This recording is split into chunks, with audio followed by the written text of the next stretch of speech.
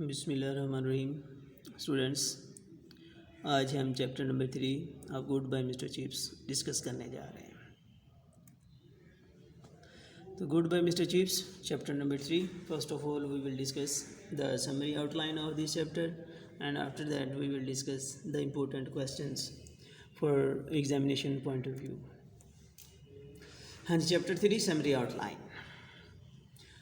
First one में है कि chief stay at Mrs Wickett's after retirement. इस चैप्टर में जो मेंशन किया वो पहली बात वो इसमें ये है कि मिस्टर चीफ जो आफ्टर रिटायरमेंट जो मिसेस विकेट के यहाँ ठहर जाता है। विजिट्स ऑफ ओल्ड स्टूडेंट्स, पुराने स्टूडेंट्स जो हैं वो भी इससे मिलने के लिए आते हैं और वो जो है वो नए स्टूडेंट्स को भी चाय पर इन्वाइट करता है।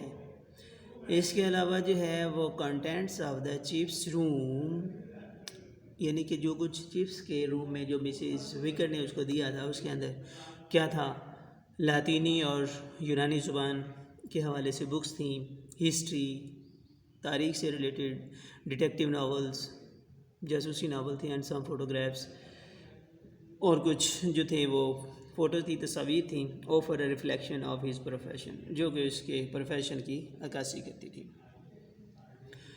और फिर है कि spends his time in writing letter, correcting school directory and reading the Times newspaper.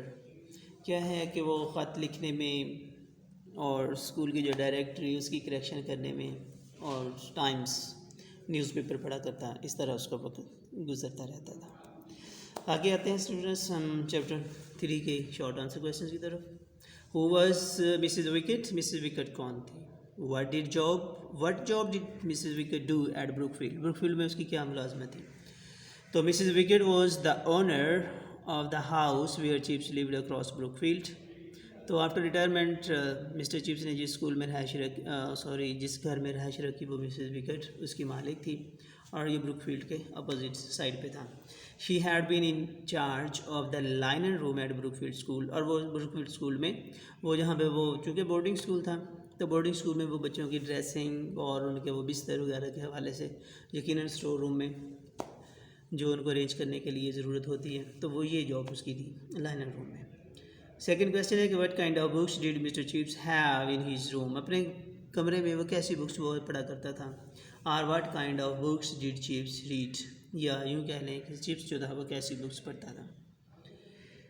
Chips usually read classical books, जो क्लासिकी बुक्स जिसमें वो रिलेटेड तो हमारे वो जो कह लें कि मॉडर्निज़म से पहले जो तारीख़ी कहानियाँ और जिसके अंदर लीजेंडरी पीपल इस बुक्स पढ़ा करता था। There were a few books on history and belles letter, तो वो हिस्ट्री से और लेटर्स के मतलब वो या स्टोरीज़ कह लें व रस्मों के हवाले से कहानियाँ होती थी, पोइट्री होती थी।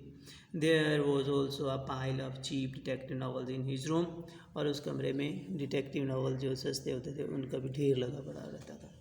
क्वेश्चन नंबर 3 कि how did Chips welcome the newcomers, नए आने वालों को वो वेलकम कैसे करता था। How did Mr Chips entertain his guest as Mrs Wickets, Mrs Wickets के यहाँ वो अपने गेस्ट को कैसे एंटरटेन करता, उनकी कैसे खिदमत करता, कैसे उनकी आवभगत करता था।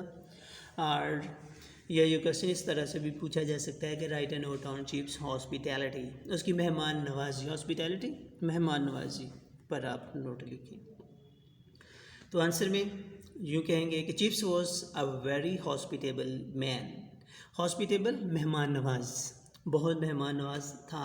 He used to invite new boys to tea, वो नए लड़कों को जो एडमिट होते थे ब्रुकफील्ड स्कूल में, क्योंकि उसके सामने ही तो उसकी रहायश थी, उनको बुलाता ड्यूरिंग देयर फर्स्ट टर्म, जब फर्स्ट टर्म में नए नए आते उनको। ही served his visitors with walnut cake with pink icing, तो वो अखरोट के बने हुए केक जिनके ऊपर जो है वो गुलाबी कलर की शक्कर सी जमी होती थी वो विजिटर्स को सर्व करता था। He himself made tea for his guests, अपने मेहमानों के लिए खुद चाय बनाता था।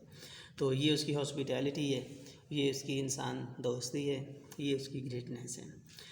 क्वेश्चन नंबर 4 है कि what kind of books were read by Chips, Chips कैसी किताबें पढ़ा करता था। Chips used to read books of classical literature, history and detective novels. तो ये भी मोस्ट इंपॉर्टेंट क्वेश्चन है कि वो जो लिटरेचर था क्लासिकल उसके हवाले से और तारीख़ी और जो नावल होते हैं जासूसी वो पढ़ा करता था। How was Chips room furnished at Mrs Wickett's, या what kind of room was given to Chips by Mrs Wickett. दोनों तरह से क्वेश्चन पूछा जा सकता है कि उसके कमरे को किस तरह फर्निश कैसे सजाया गया था, या ये है कि जो कमरा मिस्टर चिप्स को दिया गया वो कैसा था। तो आंसर में ये 2 दफ़ा लिखा गया था। Mrs Wickets house was situated across the road to Brookfield.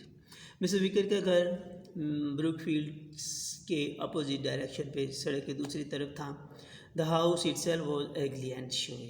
इतना अच्छा साफ़ सुथरा तो नहीं था और शोई भी था, यानी कि उसमें बहुत सी चीज़ें भी रखी हुई थी, एक्स्ट्रा जो है वो उसको डेकोरेट किया हुआ था। Chips room was furnished simply with a school mastery test. यूँ कह लें कि जो चिप्स का कमरा था वो जो एक स्कूल टीचर का टेस्ट के मुताबिक, यानी बुक्स थी, नावल थे, फोटोग्राफ्स थे, वो कुछ शील्ड्स थी, ऐसी फोटोग्राफ्स, ये सारी चीज़ें पड़ी हुई थी उसके अंदर। It was a small Sunny and comfortable room. ये बहुत छोटा सा, चमकदार और आरामदेह कमरा था। Question number 6, what did the boys comment after T with chips. Chips के साथ चाय पीने के बाद बच्चे क्या कहा करते थे। Answer, they enjoy the company of Chips. Mister Chips की कंपनी को वो बहुत इंजॉय करते हैं, मज़ा उठाते हैं। And the taste of the tea, और जो चाय का टेस्ट होता था वो भी। They call him a decent boy.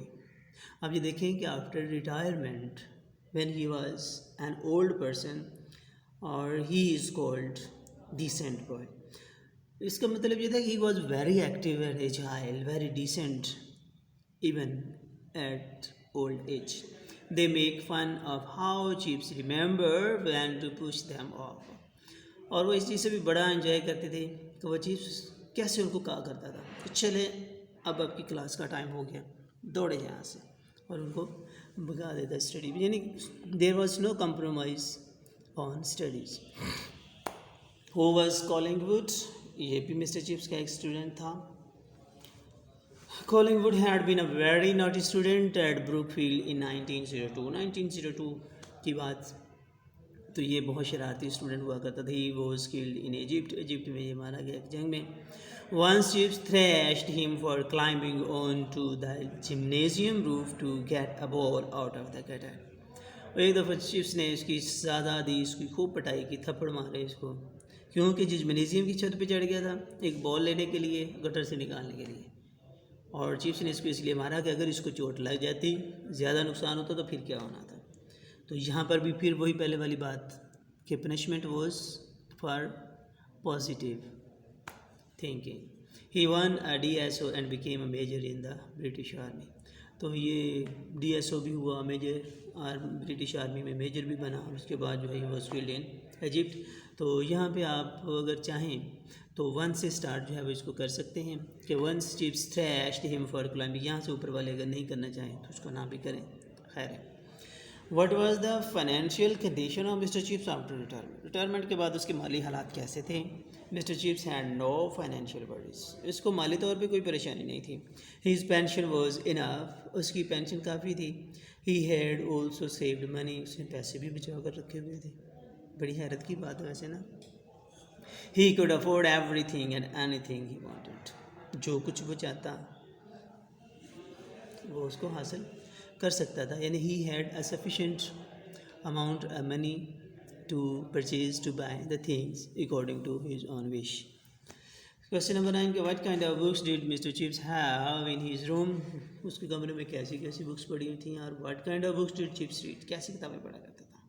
Chips usually read classical books, आमतौर पे क्लासिकल बुक्स पढ़ा करता था। अब ये देखें, इसकी रीड के भी वही स्पेलिंग है, रेड के भी वही है, लेकिन चूंकि ऊपर डेड है, डिड है, तो लिहाजा जब हम आंसर करेंगे तो वो सेकंड फॉर्म होगी, लिहाजा रीड की सेकंड फॉर्म रेड और थर्ड फॉर्म रेड है। There were a few books on history and belles letter. ये पहले भी क्वेश्चन में जो इंट्रोडक्शन में हम बयान कर चुका हूँ।